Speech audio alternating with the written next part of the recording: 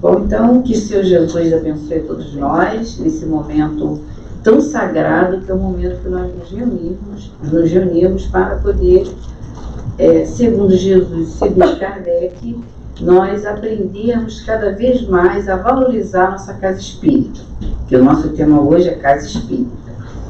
E foi verdade, a Aura Celeste se comunicou não comigo, mas com o Altivo, que era o presidente do Centro Espírita de Jandiri, para que nós, na época, materializarmos casas-lares, e que, a princípio, seria com abrigamento integral, que é aquela criança que fica responsável juridicamente, dorme, toda a responsabilidade de criança. Então, há 42 anos que isso aconteceu. E criei meus filhos lá, e com isso, muitas crianças, naquele período onde começou aquela questão do HIV, então não sabia o que fazer com as crianças, como tratar, e com isso algumas a gente acabou adotando mesmo. As outras não adotaram porque era da instituição, né? E a instituição começou na minha casa, então queria todo mundo junto. Então, ninguém se prejudicou por isso. E, pelo contrário, né, até ficaram seres humanos mais felizes, né, conviver com o outro verdadeiramente.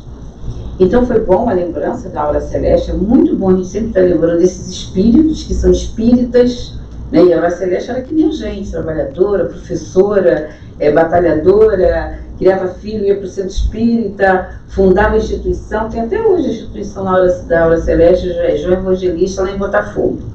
E esse espírito maravilhoso que está aí conduzindo a casa espírita na espiritualidade. Muito bem lembrado dela. Então hoje nós vamos estudar, como eu estava falando, a casa espírita. Então como é que nós vamos fazer? É um estudo, todo mundo sabe que eu não sou oradora, eu estou sempre falando e volto a repetir. Então é o que? É um estudo. Eu prefiro assim, fazer o estudo e junto a gente vai discutir no assunto. Lógico, eu sei que em reunião pública não se troca ideias, porque no Jandiri a gente também não pode, é um público grande, também não pode se trocar, porque não dá certo. Então eu estou falando, mas vocês estão mentalmente, com certeza, me acompanhando nesse desenvolvimento das ideias. Então, o que nós vamos fazer? Qual é a nossa pretensão hoje? É fazer um link da casa espírita, essa casa que nós tanto amamos, com a Casa do Caminho. Lembra a Casa do Caminho? O que lembra a gente? Qual livro que lembra a gente a Casa do Caminho? Esse mesmo que vocês falaram, Paulo Estevam. Livro que a gente deve ler e reler sempre que pudermos. E vamos lembrar, e com esse estudo, nós também nos lembramos de Kardec. Porque Kardec também legalizou a Casa Espírita, não legalizou? Teve a Sociedade Espírita Parisiense, que era uma casa espírita. O Livro dos Espíritos fez tanto sucesso que em menos de um ano ele se reunia com os amigos, né? Amigos de Kardec, né? O senhor Dufour, só o sobrenome já lembra alguma coisa, né? Hernancio Dufour, lembra da Hernancio Dufour, que hoje em dia é o espírito que traz tantas mensagens? O pai de Hernancio Dufour, um deles. Era um grupo grande, mas esse que a gente lembra mais. Então, estava lá Kardec, Émile Boudet, lógico, e outras, né, Beth Froper e muitos outros, né, os outros que me perdoem não estar falando o nome, mas eles não têm essa vaidade que nós temos, não. E viu a necessidade, que a casa cresceu tanto que o espaço ficou vazio. Aí ele sentiu necessidade de legalizar um local propício para se estudar, porque já era o sonho de Kardec fazer estudo sistematizado. Ele já pensava nisso. Então, até então, só existia o Livro dos Espíritos, né? Nós estamos falando de 8 meses após o lançamento do Livro dos Espíritos. Então, todo mundo conhecia, assim, já estava um grande número de pessoas já procurava saber que livro é aquele, que filosofia era aquela. E já começava, no momento onde a comunidade, a sociedade parisiense estava fervendo, final do século XIX, né? Então a gente sabe que as ideias materialistas estavam efervescentes. Era bonito, era da vida social negar Deus. Por causa do iluminismo, né? Grande parte das ideias iluministas era quem era Deus. Lembra lá a Revolução Francesa que Deus era a ciência, né? A deusa ciência, aquele quadro, aquela mulher com aquela com o peito assim aparecendo, que era a deusa da ciência. Então Deus morreu. O Deus a partir dali seria a ciência. Não que fosse a ideia de Rousseau, mas a partir da Revolução Francesa, então essa ideia se generalizou muito. Porém, Kardec, como grande iluminista, ele transcendeu essa ideia. Iluminista, sim, mas grande, não pequeno. O que ele faz? Primeira questão do Livro dos Espíritos, que é Deus. Então não é uma filosofia como outra qualquer. É uma filosofia, mas uma filosofia que tem consequências morais. Né? Porque às vezes a gente pega... eu queria tanto estudar uma determinada filosofia, você lê, não entende nada. E além de tudo, mesmo que entenda, você não tira a consequência, você não tira qual é a ideia? Qual é a dedução que você tira dali? Eu adoro filosofia, não entendo nada, mas gosto. Não é malhando a filosofia, não, mas é mostrando que a filosofia espírita ela tem consequências morais. Tem uma diferença. Primeira consequência, definição de Deus. Depois de Jesus que trouxe Deus como Deus Pai, Abba, e Abba é paizinho querido, a definição mais brilhante do universo foi de Kardec. Quando perguntou aos espíritos que é Deus, e os espíritos respondem: inteligência suprema do universo é causa primária de todas as coisas. Então, todas as outras causas é secundária. Todas. Nosso sofrimento, causa secundária. Problema do país, pandemia, guerra, seja o que for, é causa secundária. Porque a causa primeira é da lei divina. Lei divina, questão 614. São questões que a gente não pode esquecer. A lei divina é divina e natural, então engloba tudo. Que quando nós a atendemos, nós somos felizes. O que é infelicidade? É o afastamento da lei divina e natural. Lógico que eu estou falando com as minhas palavras, mas vocês vão ver lá que é justamente isso. O que faz a gente feliz é o atendimento da lei. E a infelicidade é o afastamento dela. Então, quando Jesus disse, Senhor, Pedro pergunta, Senhor, como seremos reconhecidos quando tu partires? Quando ele começou a anunciar, né, a sua partida, porque eles eram conhecidos por usarem roupas da moda e usarem cabelos compridos. O contrário de João, que usava pelo de animais. Batista. João Batista, né? Eu falei isso? Não, tá. Batista. Ah, tá. Outro Batista. E usava pelo de animais, quer dizer, não era um homem do mundo. E os seguidores de Jesus eram homem do mundo. Nós que gostamos de festa, foi boa a festa ontem, né? Então, Jesus também dançava na festa, na boda de Canaã. Jesus mostrou que somos do mundo. Isso é causa secundária, que é a primária, que é a lei divina, que criou a alegria, que nos criou para sermos felizes. Aí ele perguntou, Senhor, quando seremos reconhecidos? O que Jesus responde? Vós sereis reconhecidos por muitos se amarem. É isso que a gente faz na casa espírita. É isso que Jesus recomendou aos seus discípulos, que fossem procurá-lo não no alto, que foi a última aparição de Jesus. Irmãos queridos, o que fazem me olhando, procurando no céu? Vão me procurar, vão lá me encontrar. Esse lá me encontrar, sabe onde era? Em Jerusalém, aonde começou a fundar a Casa do Caminho. E todos se reuniram num único local e começaram a trabalhar. Tá? E se tem uma mensagem de Humberto de Campos, contos e pontos, se não fosse, depois me corrigem, que é os 500 da Galileia, que é essa distribuição pelo planeta, em vários locais, países diferentes, com temperatura diferente, com política diferente, na economia, na ciência, estaria os 500. 500, modo de dizer, aqueles que estariam procurando Jesus. Assim fez Pedro. Tá? E a gente vai ver isso daqui a pouco. Então, saiu o lançamento do Livro dos Espíritos, que Jesus falou que enviaria o Consolador prometido, que tudo iria esclarecer e todos os véus iriam levantar. E a gente tem o Livro dos Espíritos tudo esclarecendo e todos os véus sendo levantados. E teria que atrair as pessoas, divulgar as pessoas, para as pessoas. Aí Kardec, ele ficou preocupado, porque ele teria que, para fazer isso, ele teria que procurar as autoridades, como queria se legalizar isso. Então já começou a lição aí, né? Não se pode fazer nada improvisado. O país que eu estou, como que eu faço para abrir uma casa espírita? Não pode desmembrar nada, tem que procurar a legislação e ver. Isso é o aspecto administrativo da casa. Tem gente que diz que casa espírita não pode ter bazar, não pode vender nada, que é o vendilhão dos templos. Não é isso. O vendilhão dos templos é outra coisa.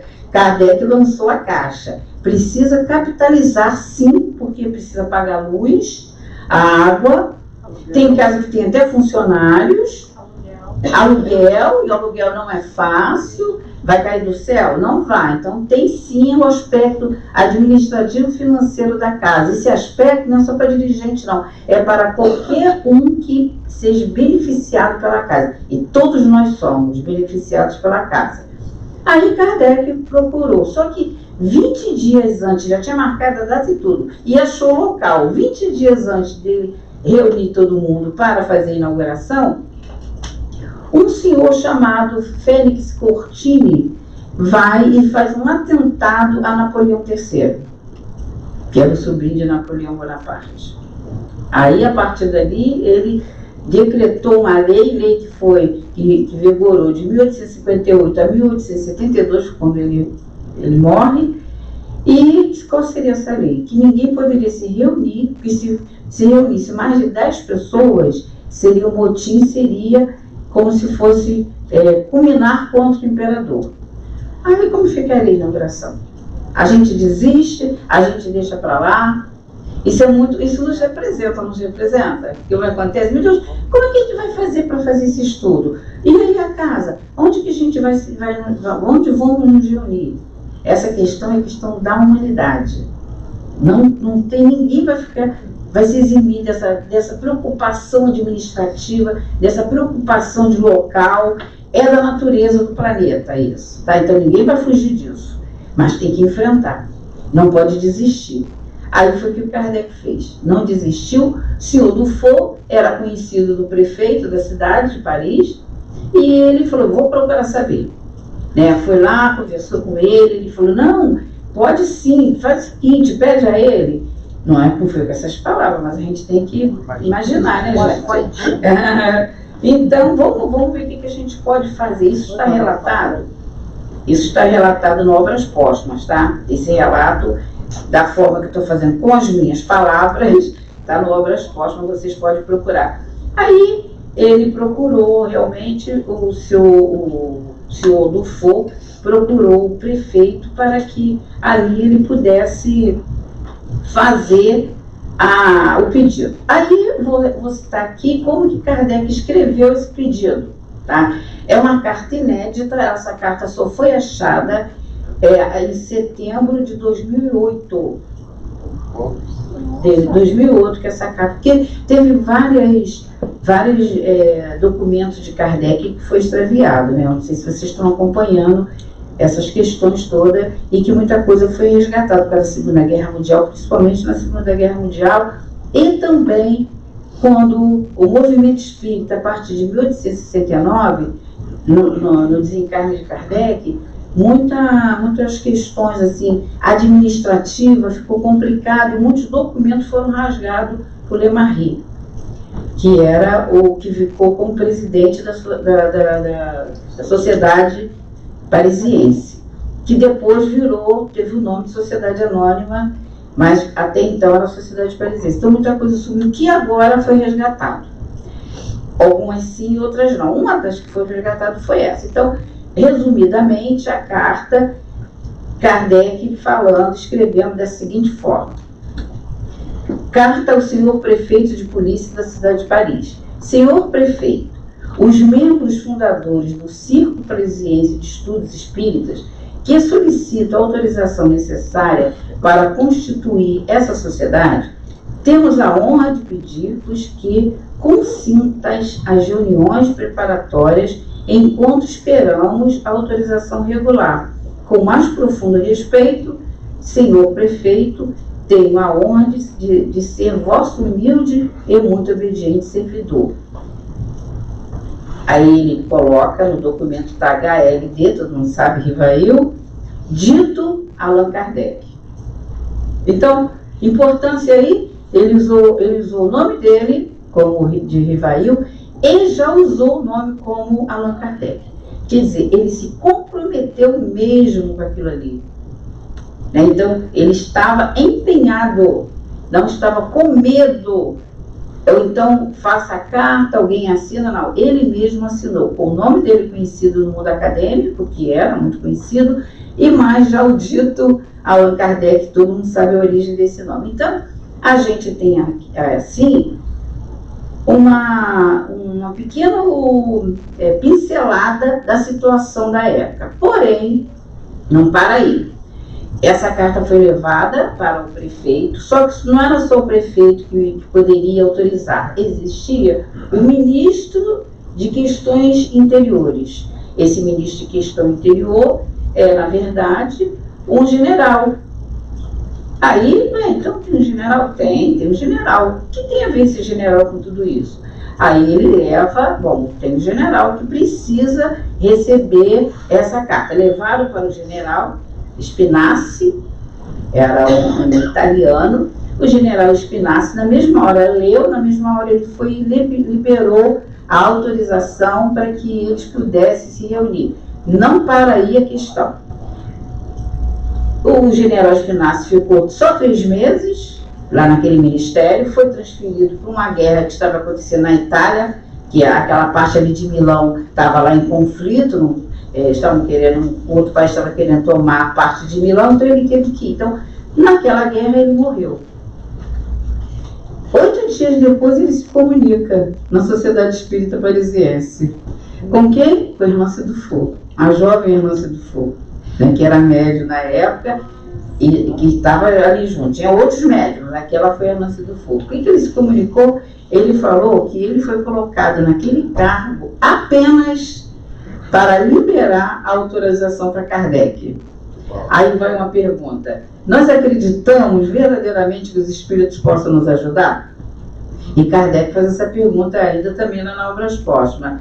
Senhor, falando para o espírito de verdade, eu sei que no mundo material, no mundo moral, os espíritos podem nos ajudar. E no mundo físico, na vida cotidiana, eles podem nos ajudar? Olha a resposta do espírito de verdade: não vos ajudar seria o mesmo que não vos amar.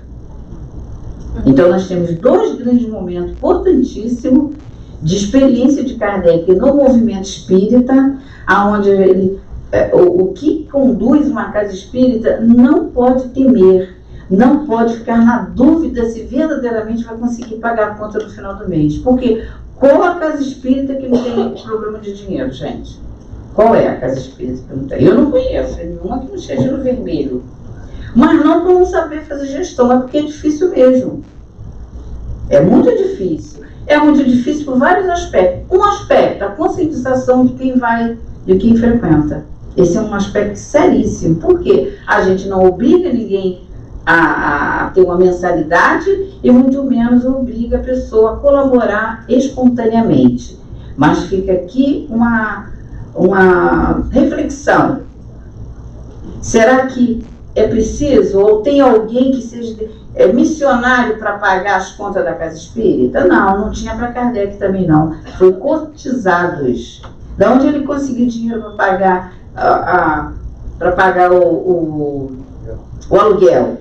Da cotização daquele grupo que estava ali presente. Bom, então, essa é a grande mensagem para todos nós da questão administrativa da casa espírita. Aí vocês podem dizer assim: o que me interessa isso?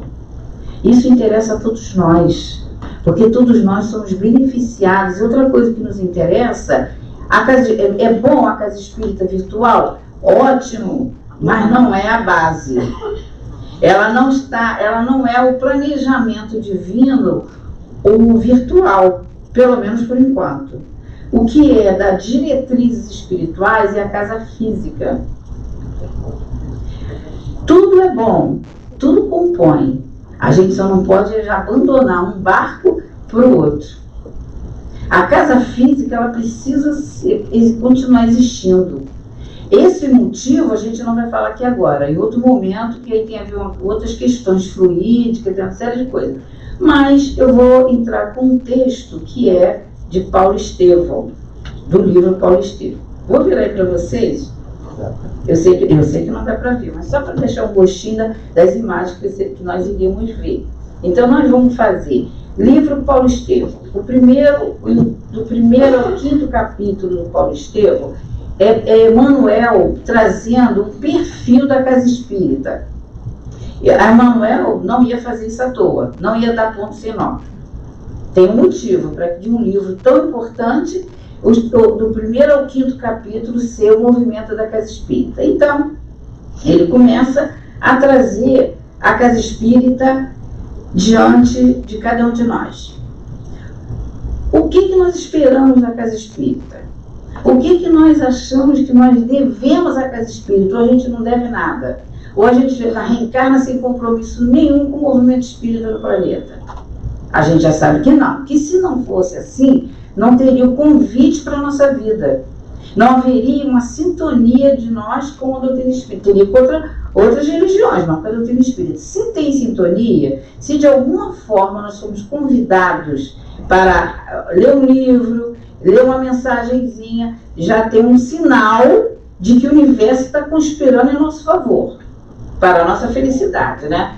Está lá a questão 1006 do Livro dos Espíritos, aonde um pedaço, a questão é grande, mas tem um momentozinho dessa questão que ele diz: irresistível o homem foi criado para ser, irresistível a necessidade de ser feliz. Então, nós fomos criados para sermos felizes. Feliz. E o que a casa espírita nos proporciona? Felicidade. Inexoravelmente? Lógico que não. Mas ela tem campo aberto, elementos fluídicos e materiais para a nossa felicidade. Então, para podermos ser felizes, a gente precisa entender o objetivo da nossa encarnação e o objetivo do nosso processo dentro do movimento espírita. Eu estou falando dentro do movimento espírita. O que significa isso? Eu posso aprender doutrina sozinha em casa, eu posso. Porém, não é a lei não é a lei de sociedade. Então, eu já estou fora da lei divina natural. Eu não estou querendo seguir a lei divina natural para ser feliz. Então, para ser feliz, eu tenho que estar em sociedade. Aí, no Paulo Estevão, Emmanuel começa assim: um jovem chamado Gesiel, ele vai parar numa praia e um ladrão o procura, quando vê, vai tentar roubar sua bolsa. Ele é náufrago, o ladrão se aproxima, vai roubar sua bolsa. Quando vê que Gesiel se movimenta, ele está vivo.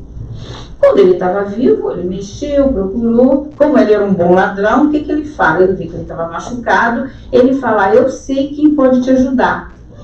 Pega Gesiel e leva até um homem chamado Efraim, leva até a casa de Efraim. Quando chega na casa de Efraim, o Efraim o acolhe bem, os dois, chama de irmão, e Gesiel fica admirado: por que tu me chamas de irmão? Porque Gesiel, ele tinha uma cultura hebraica.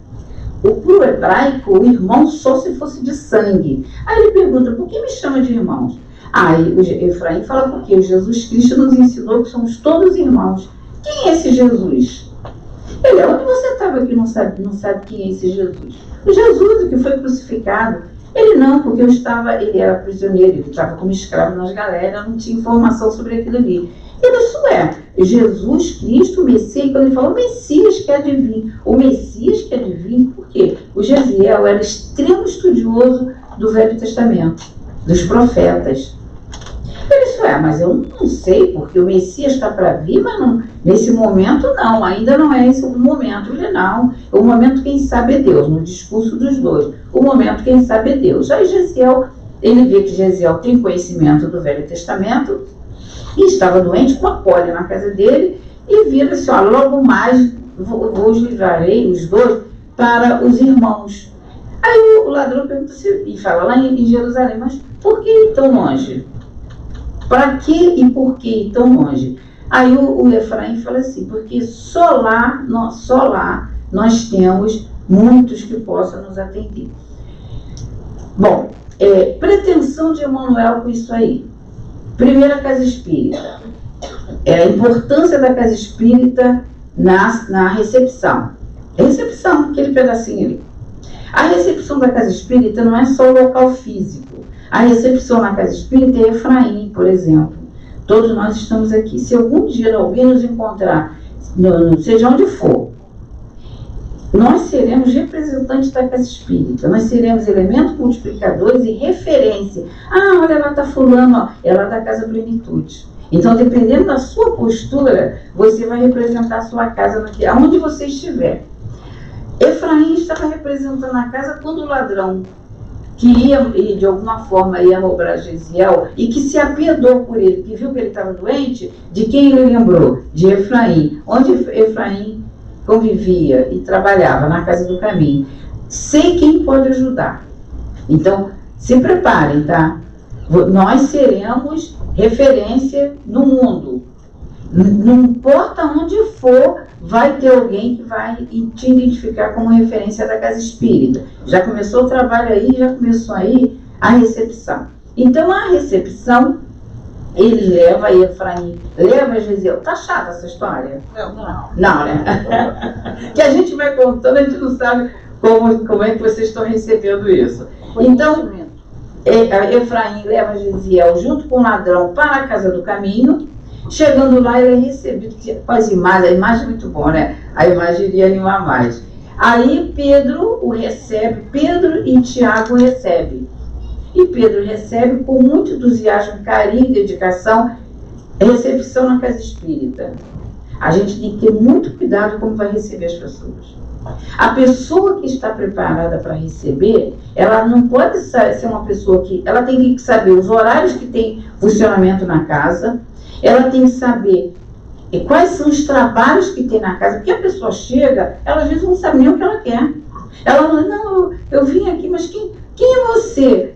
Então tem que saber receber como irmão. Qualquer informação imediata tem que dar. Tem que ser encaminhada, mas não é naquele momento fazer assistência fraterna, porque ela tem que ser conduzida para o estudo, para o salão. Olha, daqui a pouco vai ter reunião, você fica, posso ficar ou não posso ficar, mas você tem que tentar conduzir a pessoa para o salão, para ela ficar. A estudo da palestra, independente de quem seja, tem que ser mais importante do que a sua fala para ele naquele momento. Porque no momento é só atender e encaminhar para o estudo próximo, né? Que normalmente no dia que está aberta é reunião pública. Então isso é muito importante, como receber as pessoas na recepção. E outra coisa, quando Efraim chega, que leva, e que ele diz que só lá nós teremos mais pessoas, isso é um ponto muito importante da casa espírita. Qual é? Assistência fraterna. Como que eu vou fazer assistência fraterna na casa espírita? Porque a assistência fraterna na casa espírita é um aspecto extremamente importante. Extremamente importante. Aí já começa o atendimento espiritual e o tratamento espiritual. O atendimento espiritual é aquele antigo vulgo desobsessão. E hoje em dia não se fala mais desobsessão. E o tratamento é a antiga cura. Então já começa ali na assistência fraterna. Então, como eu devo fazer isso? Eu devo fazer sozinha? Olha só, isso não significa dar regrinha para casa de ninguém, não. Estamos analisando, eu estou analisando Emanuel, tá? Então, como nós devemos fazer assistência fraterna? Efraim não fez assistência fraterna sozinho. Ele levou para a casa lá do caminho, porque lá tem a maior estrutura. Como significa isso na casa espírita? Uma estrutura para assistência fraterna Treinar as pessoas, porque você não vai ser um psicólogo, não adianta querer se arvorar ser psicólogo, não precisa ser psicólogo, não precisa ser uma pessoa que fale bem, não é isso, é uma pessoa que tem amor pela outra, que sinta na outra a dor da outra, empatia. Não precisa ser muito simpático também não, né? Tem gente que às vezes que é tão simpático, né? Mas às vezes a pessoa, ela brilha, mas ela não ilumina. A assistência fraterna, ela tem que iluminar a pessoa, acolher a pessoa, não precisa nem botar a mão, mas acolhe com expansão fluídica, de carinho, de empatia, que não é fácil ouvir as pessoas não, tá? Por isso que tem que treinar. Agora, vai fazer isso sozinho para tu ver os problemas que pode ocorrer. Eu teria, assim, uma centena de problemas para contar para vocês, de casa que fez assistência fraterna só com uma pessoa, dos problemas que deu depois. Mas tudo bem, é opção da casa. Mas Emmanuel não colocou isso à toa. Emmanuel já colocou para dizer para todos nós que, olha, Efraim levou a casa do caminho porque lá tinha outros, tinha pessoas também para ouvi-lo. Aí tinha Pedro para acolhê-lo, e acolheu. E tinha Tiago que foi, não, nós não podemos acolher não, estamos cheios, temos 49 pessoas, estamos lotados, diz Emmanuel. Aí Pedro olha para Tiago e fala, ó Tiago, hoje que nós decidimos seguir o Cristo, não nos cabe mais negar assistência aos desvalidos da sorte. No passado, nós poderíamos a qualquer momento sairmos para pescar. Gente, brilhante, né? Só mesmo o espírito assim, com tanta hierarquia espiritual para assim, trazer essas imagens. Qual é a imagem? O que é a imagem da pescaria? A imagem do lazer. A imagem da descontração. A imagem do cada um por si. Aí ele falou, hoje que nós seguimos o Cristo, não nos cabe mais negarmos assistência aos necessitados que batem às nossas portas. Esse é a casa espírita. Esse é o trabalhador da casa espírita. Não cabe mais muita coisa que no passado a gente... feriado, sexta-feira na casa espírita, domingo, sábado. Por isso que a casa espírita tem vários horários, sabe para quê? Para contemplar todo mundo. Se eu não posso sexta, eu posso sábado. Se eu não posso sábado, eu posso quarta. Lógico que não precisa você largar tudo para seguir a casa espírita. Não é isso. E não é isso que ele exigiu de Efraim. Aí Efraim foi, deixou o Gesiel ali. Muito bem. Pedro conversando com Gesiel, ele começa a falar sobre os antigos profetas, principalmente sobre Isaías, que era o profeta que Jesus mais citava. E aí Jesus de Pedro viu que ele tinha um grande conhecimento do Velho Testamento. Ele fala, então você conhece o Velho Testamento? Sim. O que ele faz?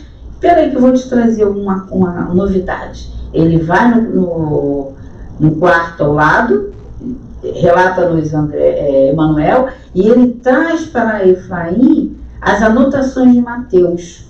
Se você for fazer uma pesquisa na história, nenhum historiador diz que naquele período já tivesse anotações de nenhum discípulo. Mas nós ficamos com Emmanuel, não ficamos? Está lá em Paulo Estevão dizendo que já existiam as anotações em pergaminhos de Mateus. Aí ele dá as anotações para Gesiel e eles vão estudar. Então é instituído o aspecto doutrinário na casa espírita. Casa espírita sem doutrina não é casa espírita. Foi instituído a parte administrativa, a importância da recepção, e foi instituído naquele momento o doutrinário, a necessidade do estudo doutrinário na casa espírita, segundo Jesus e segundo Kardec. Então, ele estuda aquilo ali tudo, aí Pedro vai mostrar para ele o movimento da casa espírita. Aí Emmanuel vem relatando outros aspectos da casa espírita. A sala de cura, tratamento espiritual. Aonde lá tinha todos aqueles desvalidos da sorte, eram levados para a casa do caminho. Então aparece a figura de Filipe e sua família, dando passe, né? Emmanuel relata isso, a água fluidificada, o passe. Gesiel fica encantado, aí Gesiel conta a história para Pedro e Pedro fala assim, era bom você mudar de nome porque você vai acabar preso e pode nos prejudicar. E quando ele diz, Gesiel se transforma em isso mesmo que vocês acabaram de falar, Estevão.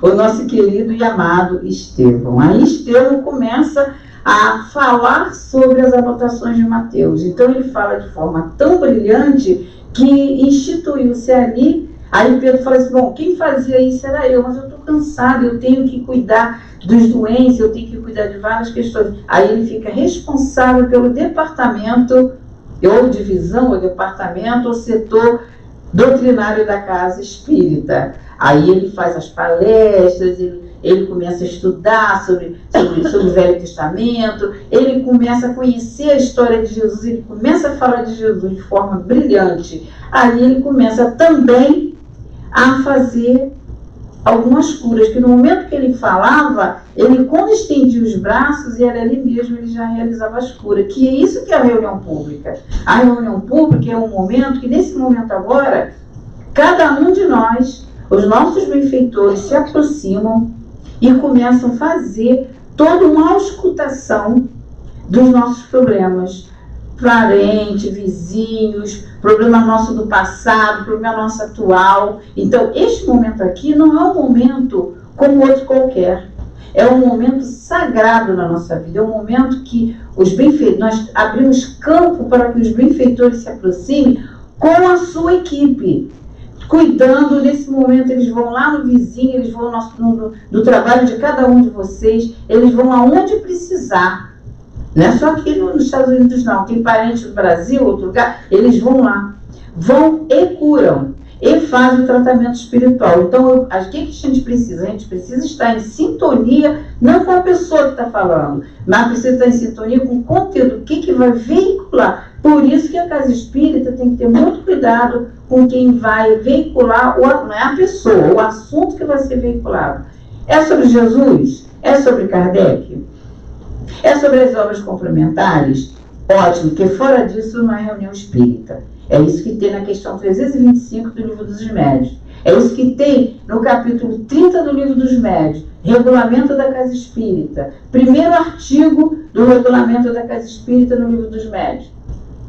As reuniões espíritas, elas estão ali, ele vem falando de o que é, mas o principal, ali está vedado discussões sobre políticas, econômicas e assuntos controversos. Kardec já deixa isso, que é um ancestral do estatuto de qualquer casa. Então, é vedado a discussão nas casas espíritas sobre políticas, sobre qualquer assunto que seja polêmico. Por quê? Qual é o assunto que tem que ser na casa espírita? Jesus e Kardec. Sabe por quê? Porque nesse momento é o momento da cura, é o momento da reflexão ampla do espírito imortal que somos. Aí, Gesiel fazia isso.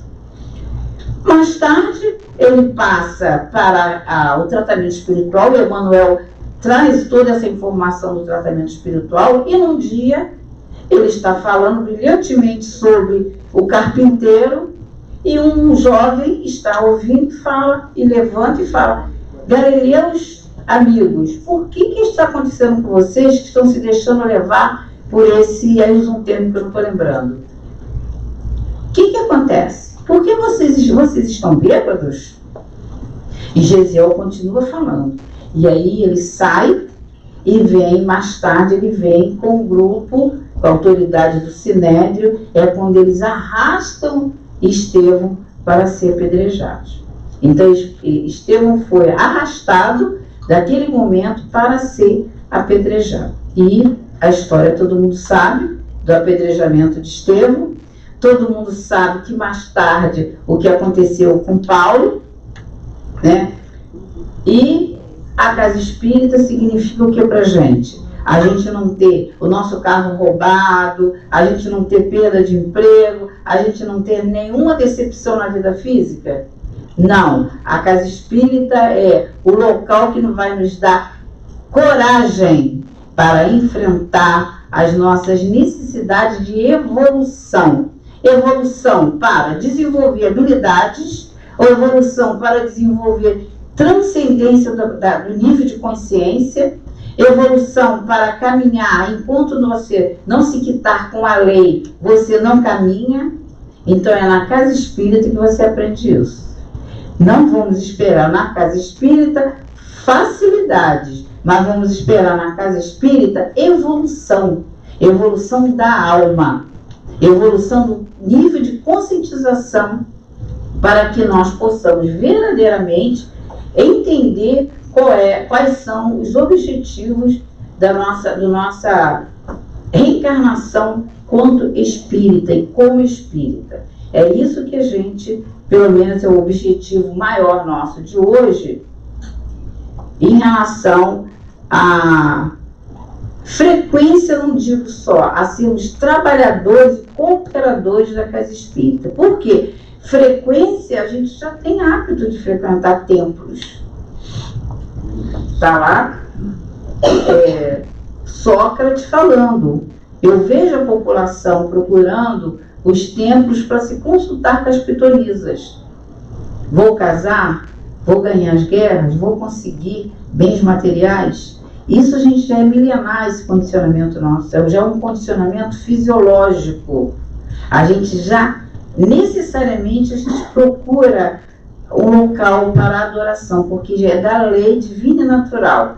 A ideia de Deus ela é inata, não é adquirida pela sociedade, e também a lei da adoração.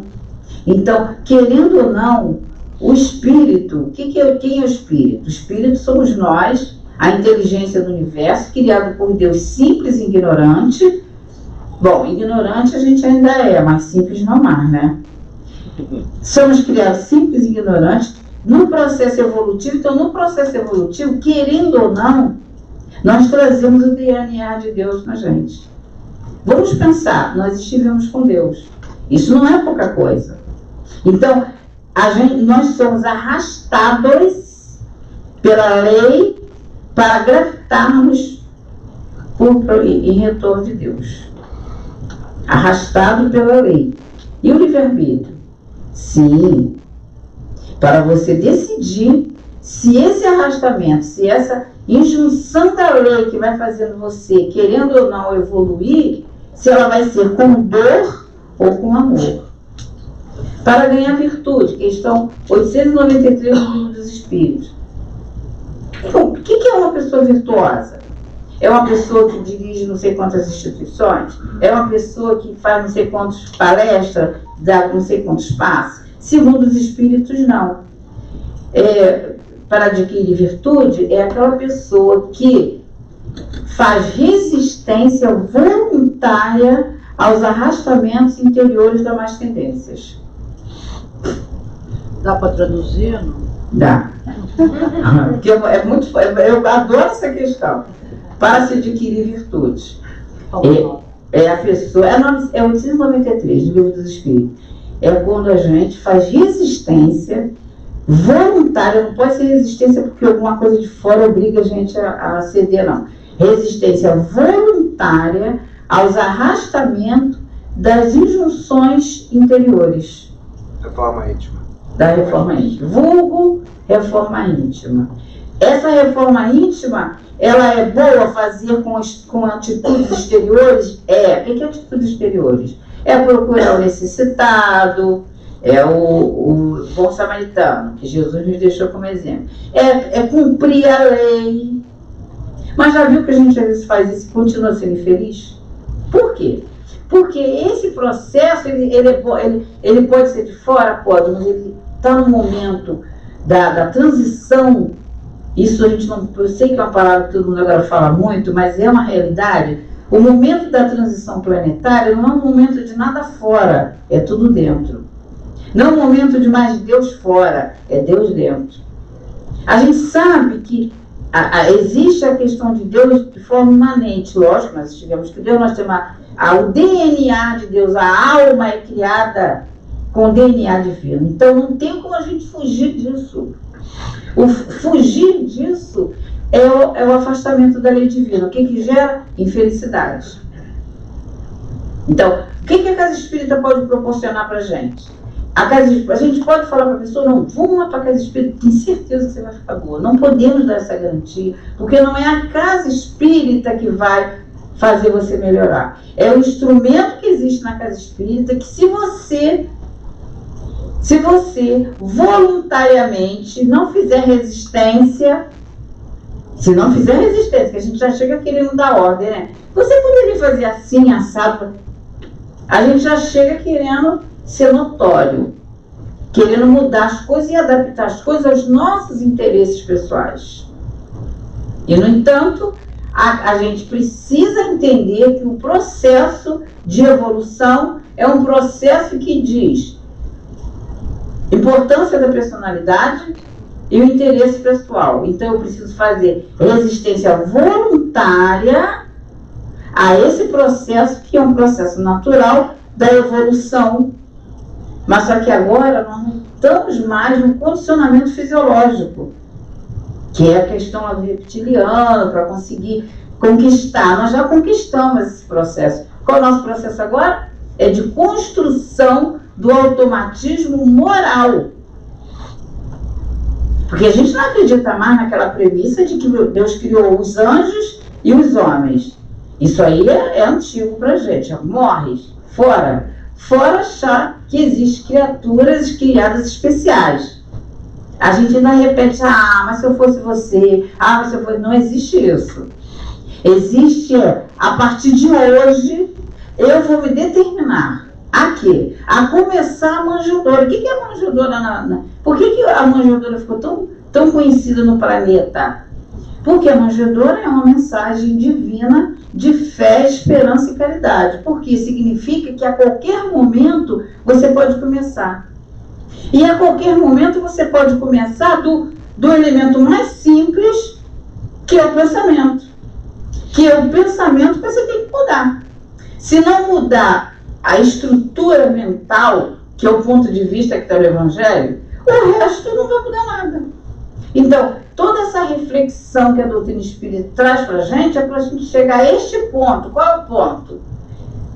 Eu que tenho que mudar. Aonde? Do modo que eu penso. Da forma que eu enxergo as coisas. Então, eu posso ler 1000 livros. Mas se daqueles livros que eu leio eu não tirar a essência, eu não vou mudar. Agora, eu vou reencarnar. Porém, nós estamos numa fase que não é só questão... Antes era só eu vou reencarnar. Agora não é só reencarnar. Onde eu vou reencarnar? É uma outra questão. Será que daqui a alguns séculos vai ter mãe que se afinize comigo para que eu possa reencarnar com todo esse meu egoísmo? Com toda essa carga de ódio? Com toda essa carga de ouvido ao azar? Com toda essa carga de materialismo, mesmo sendo espiritualista? Porque uma coisa é você ser religiosa e espiritualista. Outra coisa são as ideias suas. As suas ideias é que Deus é a inteligência suprema do universo e a causa primeira. Porque se as outras coisas não vai te dar tanta importância.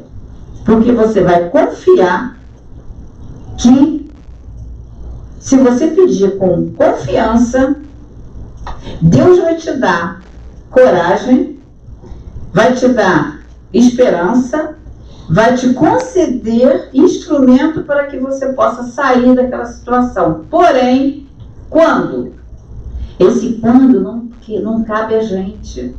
Esse quando cabe a quê? A lei divina natural. Esse que é o nosso grande problema, que a gente quer as coisas aqui e agora. Então, o elemento imortalidade tem que ser a tônica na nossa vida. Porque nem tudo você vai conseguir aqui e agora. Você vai plantar aqui e agora, mas a colheita... Quantas pessoas escorrega na casca de banana? É simbólico, né? Escorrega na casca de banana e fica de uma hora para outra, fica tudo para lá. O que a gente mais tem visto. Então, são mensagens que a doutrina espírita, a filosofia espírita tem passado para a gente. Mas, porém, nós continuamos ainda com o condicionamento de quê? De que eu preciso vivenciar tudo porque eu só vou viver uma vida. Mesmo conhecendo a filosofia espírita de várias existências. O conhecimento ainda não entrou. Então, o processo de vir para a casa espírita é que na casa espírita existe todo um ambiente preparado para isso. Então, cada vez que a gente vem, esses espíritos vão desconectando no nosso padrão mental, nas nossas imagens mentais. As imagens mentais vão sendo substituídas por imagens dos benfeitores. Imagens da passagem de Jesus, imagem de Jesus. Mas como que eu vou ter essa imagem? Você lê? Diz São Vicente de Paulo no Evangelho, capítulo 3, item 12. Grande parte dos vossos males, olha que pensamento de São Vicente de Paulo, do Espírito de São Vicente de Paulo. Grande parte dos vossos males é a falta das leituras das cartas evangélicas.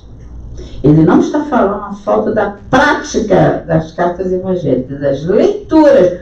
Como é que você vai praticar, pegar elemento no teu arquivo, se você não tem ele no teu arquivo? Tem que ter. Como é que você vai tê-los no teu arquivo? Por osmose? Com o livro na estante? Só com ouvir na palestra? Não. Você precisa ler, porque quando você lê, você mexe com o sistema todo de mentalização, de absorção de ideias, de imagens. As imagens começam a penetrar na sua alma. Aí, quando você precisa, você tem de onde tirar. No Livro dos Médiuns, tem uma questão que é 226. Ela vem dizendo assim, ela vem explicando como é que os espíritos tira material do médium para trabalhar. Eu vou dar um exemplo, Chico Xavier. Todo mundo sabe que ele não fez nem terminou o primário, se terminou o primário, não continuou. Esse detalhe depois a gente vê. Mas para ele fazer um livro como o livro Paulo Estevão, é um monumento de livros, né? Não, é um monumento. Então, é assim, os espíritos com uma varinha de condom chegam lá, pega o braço de você pela mediunidade mecânica e você sai escrevendo, pode escrever com uma mão, pode escrever com a outra, que foi o caso como ele fez o Paulo Estevão. Aí você, queria tanto ser esse médium, né? Que escreve com a mão, escreve com a outra, conversa com a pessoa, isso pode. Leia lá o capítulo 5º do Livro dos Médiuns, que falam sobre essa psicografia mecânica. Depois vocês vêm lá. Muito bem, lógico, o espírito pega o chá com humeral, desculpa. Mas antes disso, o espírito, ele tem que saber qual material que tem no subconsciente daquela pessoa. O que é o subconsciente? O subconsciente é no perispírito, numa das camadas do perispírito chamada corpo mental, que são divididos em 3 partes. Uma delas é onde registra, capta a informação que vem do cérebro, capta e armazena. Então, por vários motivos, de várias formas, aquilo ali pode ser detonado e vir à tona. No Problema do Ser Distinguidor, no capítulo 14, Renovação de Memória, ali onde ele fala sobre essa história. Ele diz assim, uma música, um som, uma ambiência psíquica, magnética, pode fazer você dar mergulho no seu subconsciente e dali eclodir formas, conhecimentos, para ficar mais prático. Tá, então o espírito comunicante, então lá no Livro dos Médiuns, ele diz que o espírito, ele vai no seu subconsciente, ele abre como se fosse uma bolsa, ele usa esse termo, tá? Como se fosse uma bolsa, e lá dentro ele vê o que você tem, como se ele fosse arrumar as moedinhas, os objetos que tem na sua bolsa, ver o que ele pode usar. O espírito se aproxima de você, vê, isso é um processo simples, tá? E vê o que você tem ali, nada. Como é que ele pode trazer, mesmo que de forma mecânica, um livro como o do Chico Xavier? Não pode. Como é que no momento de crise você vai ter equilíbrio se o teu consumo de elementos para crescer continua sendo só para alimentar o corpo físico? Se continua sendo só para alimentar a aparência da vida física? Na hora da crise, o que você tem? Ah, mas eu frequentei a casa espírita igualzinho à missa. Eu fui à missa quantas vezes, né? Então, você continua com condicionamento fisiológico. O que você está construindo de condicionamento moral? Esse é invisível aos olhos. Esse ninguém vai ver. Então não precisa nada que as pessoas saibam, é coisa que você sabe. Na hora que você poderia humilhar, não humilha. Na hora que você poderia excluir, não exclui. Na hora que você poderia se irritar, você aprende a se controlar. Mas para isso, se você tiver elementos, por isso São Vicente de Paula fala, grande parte dos vossos males é a falta das leituras das cartas evangélicas. Deixa-se essa carta divina entregue ao Léo. Então ele está dizendo para nós que as nossas doenças psíquicas somatizadas são falta de elementos evangélicos. Elemento evangélico para a gente ficou como um clichê de coisa negativa. Da pessoa que anda com a Bíblia debaixo do braço, da pessoa que quer falar chavão espírita para os outros. Mas não é isso. É o conhecimento, é o entendimento das promessas de Jesus. É aquela passagem, por exemplo, de Jesus com Pilatos, quando Jesus pergunta para Jesus, tu és reis? Pilatos não conhecia nenhuma daquelas histórias, não sabia de nada, estava ali de gaiato. Aí Jesus falou para ele, por que dizes que eu sou rei? Se eu fosse rei, os meus príncipes iriam me salvar. Então, eu sou rei, mas o meu reino não é deste mundo. Então, na verdade, ele instituiu naquele momento para toda a humanidade verdadeiramente qual é o objetivo da nossa vida. Não é do reino do mundo. Essa que é a grande questão nossa. Ah, mas a gente tem que vivenciar a vida. Vivenciar a vida, mas a nossa origem, o nosso objetivo não é o aqui e agora. Então, no processo de entender essa transcendência da vida, eu fico voltando no gráfico da sobrevivência, como se fôssemos animais. Apenas repetindo o reptiliano, a necessidade da vida física. Então eu preciso aumentar meu nível de entendimento, e esse nível de entendimento só vou conseguir quando Jesus, daquela passagem de Jesus, quando ele diz, primeiro a gente aprende, olha como o Evangelho é arrumado de forma temática, o Evangelho segundo o Espiritismo. As primeiras questões, os primeiros capítulos são verdades incontestáveis. Meu reino não é deste mundo, aqueles primeiros. Depois vem o capítulo 6, o Cristo Consolador, depois vem as bem-aventuranças. Aprendeu isso tudo? Aprendeu. Então vamos para o capítulo 11, para ver se a gente já entendeu a mensagem de Jesus. Amar a Deus acima de tudo e o próximo como a si mesmo. Todas aquelas leis, 614 ou 600 e poucas leis mosaicas, Jesus falou, a partir de mim, todas elas ficam para trás. Amar a Deus acima de tudo e o próximo como a você mesmo. Aí já começa assim, material para a gente pensar muito. A gente se gosta? A gente está aprendendo a nos amarmos? Verdadeiramente? Muito bem, aprendeu isso? Vamos para a próxima lição. Capítulo 12 do Evangelho. Amai os vossos inimigos. Olha o curso. Aí a gente vai, né, capítulo 5 lá do Evangelho, né, mensagem de Lacordaire.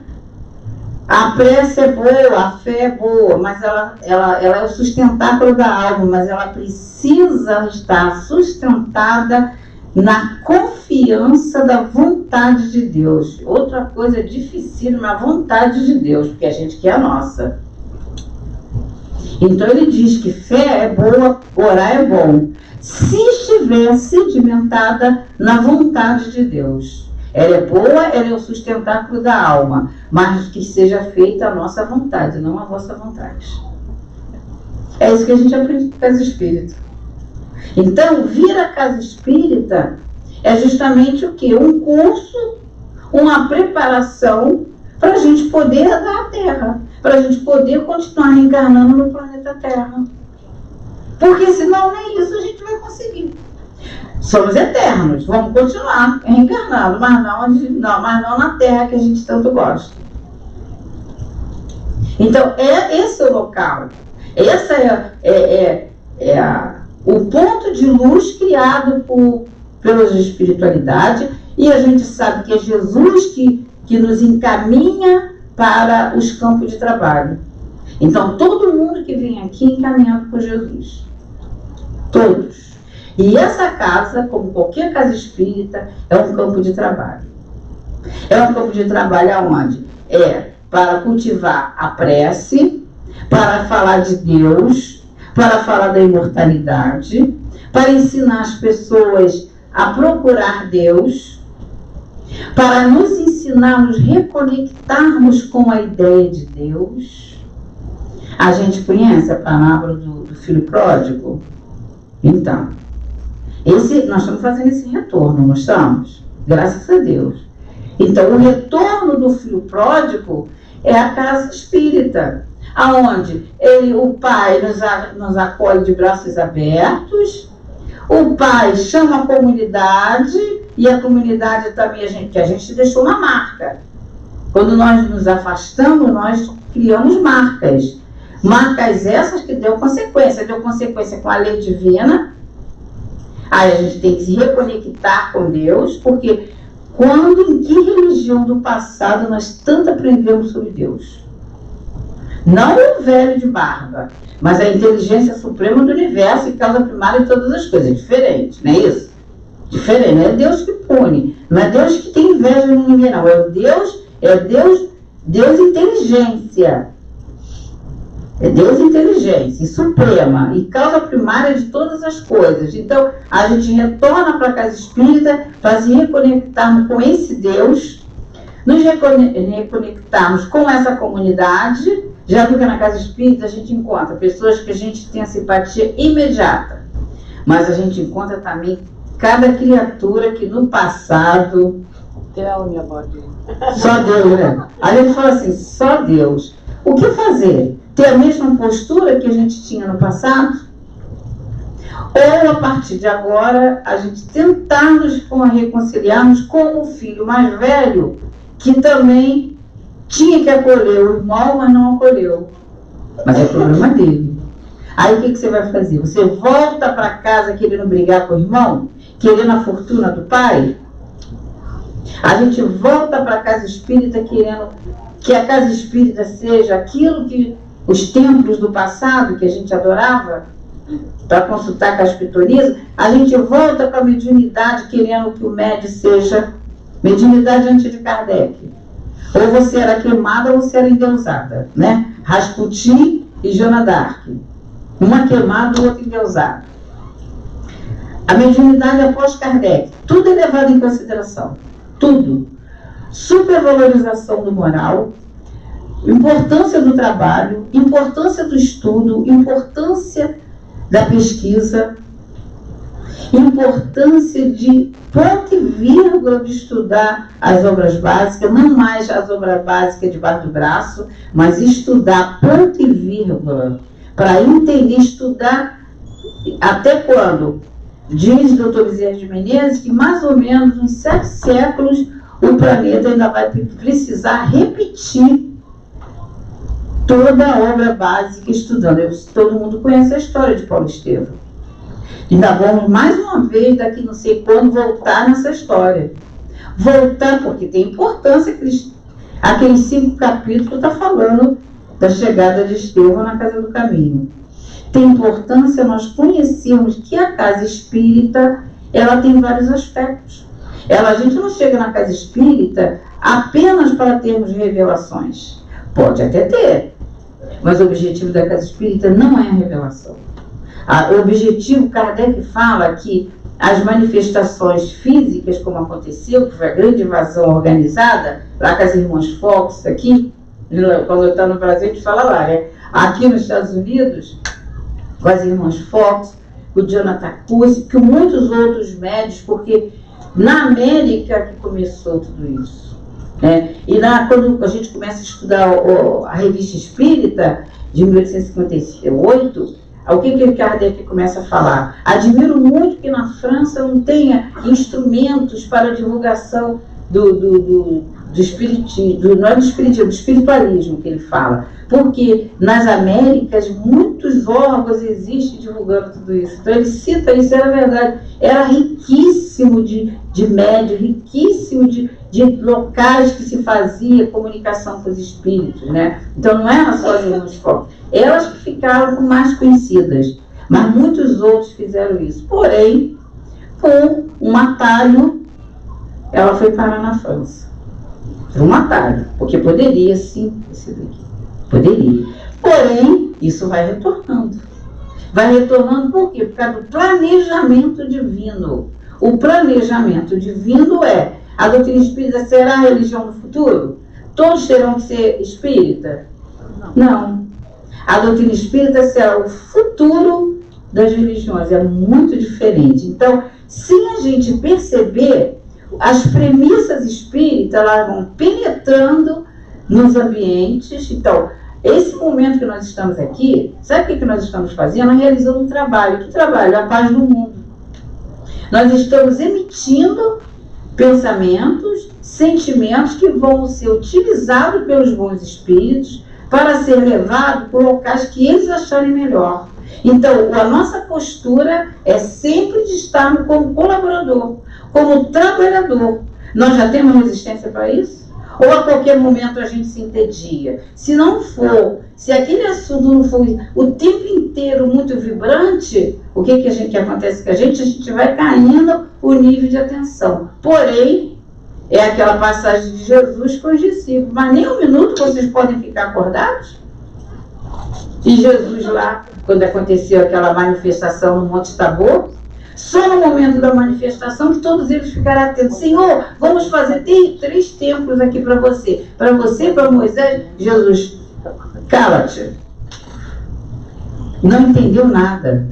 Porque o momento que nós estamos aqui, o momento que nós estamos emitindo fluido magnético, fluido vital, o ectoplasma.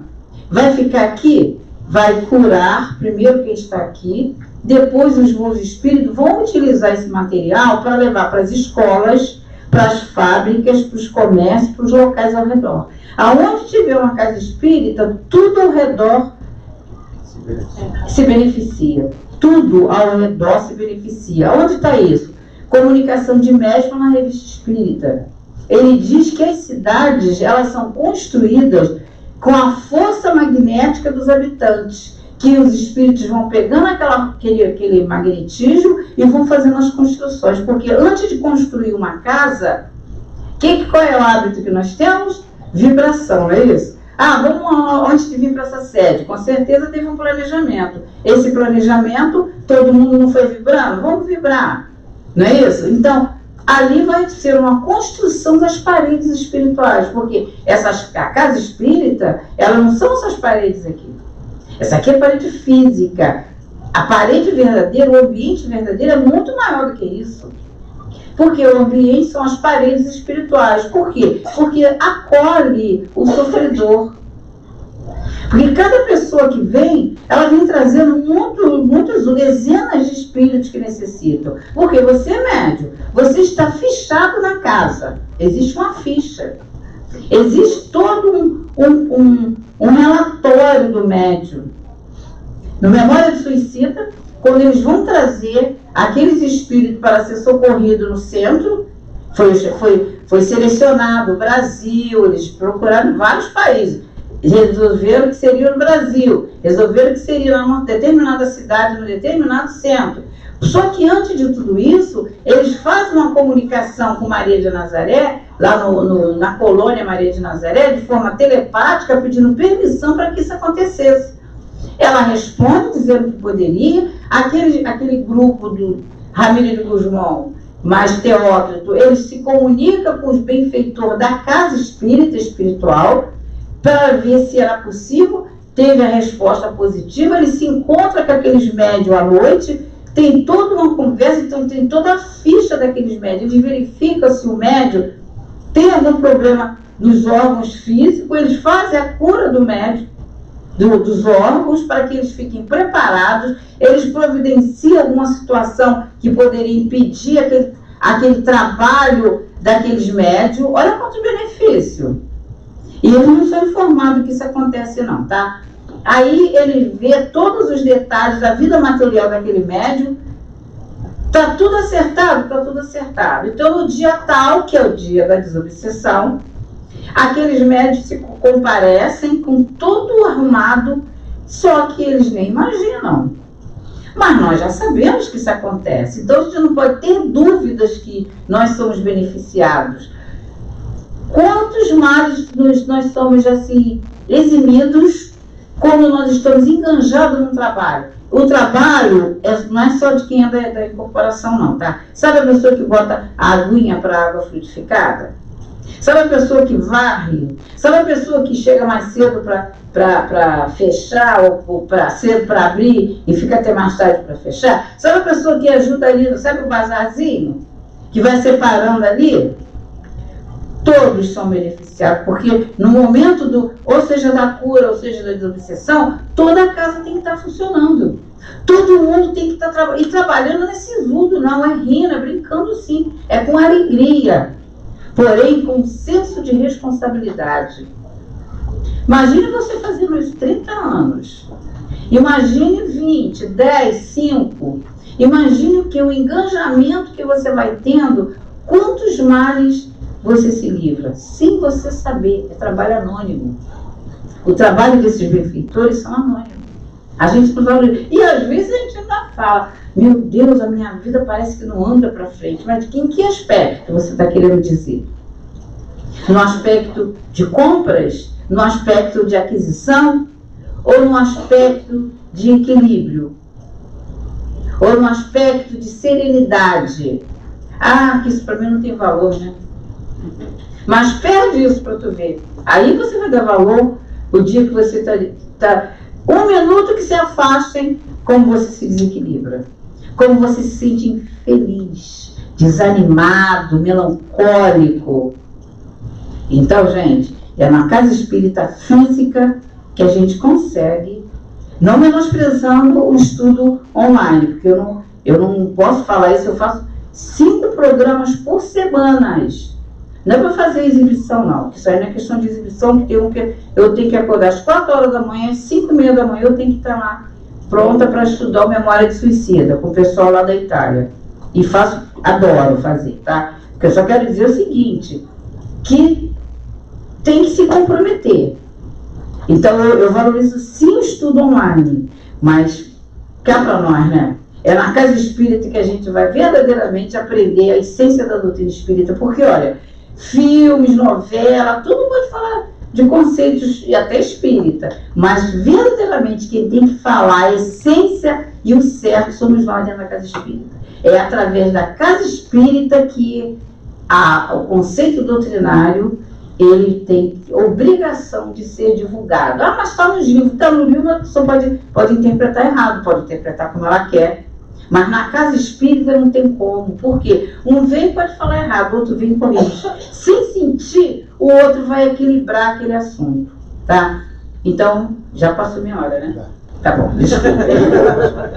Então, que o Senhor Jesus nos abençoe, que nós possamos verdadeiramente amarmos a casa espírita, porque é a casa espírita que tem nos acolhido e tem nos acolhido muito antes de nós reencarnarmos. E vai nos acolher muito depois do nosso retorno para o mundo espiritual. Podem ter certeza disso. Muita paz para todos nós. Graças a Deus.